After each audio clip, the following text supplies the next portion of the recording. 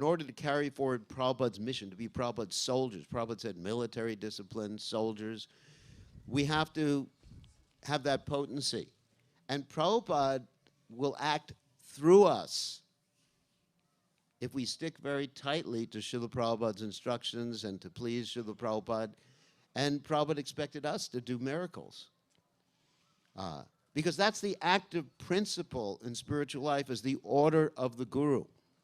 And I mentioned the other night that when I read the introduction to the 8th canto of Srimad Bhagavatam that Prabhupada wrote, Prabhupada kept emphasizing this, how he was completely dedicated to the order of his Guru. The success potency is there in the order of his Guru. And so this is, to me, this is the point, that to understand Prabhupada's instruction and his mood, one of the means is by hearing about Prabhupada. We should be so greedy to hear about Prabhupada's activities because Prabhupada is our role model. Not just to hear in the sense that, oh, it's so interesting, like we hear so many stories. No. The reason Prabhupada did these things, acted in such a way, I mean, it was obviously his pure devotion, but one of the main reasons was to set an example for us, Acharya, setting an example for us, what it means to be Krishna conscious.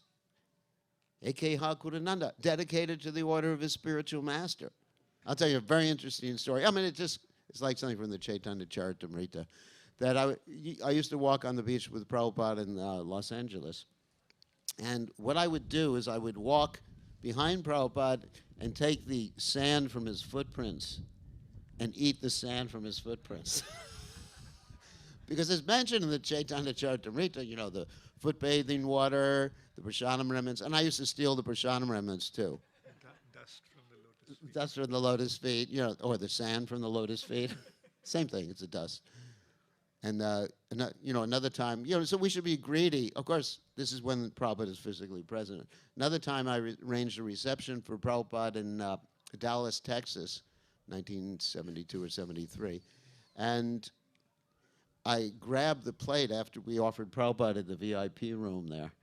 And I grabbed it, and I wouldn't share it with any of the other devotees. I basically ate everything, the orange peels, the grape stems, and I would have eaten the plate, too, had it not been metal.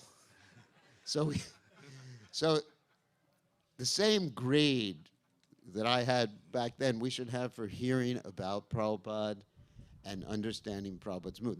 That's the point. Greed, intense hankering, loyum, that's the price for pure devotional service. Not simply, oh, I want to be a gopi, I want to be a gopi, I want to be a gopi. That's not our method, according to Prabhupada.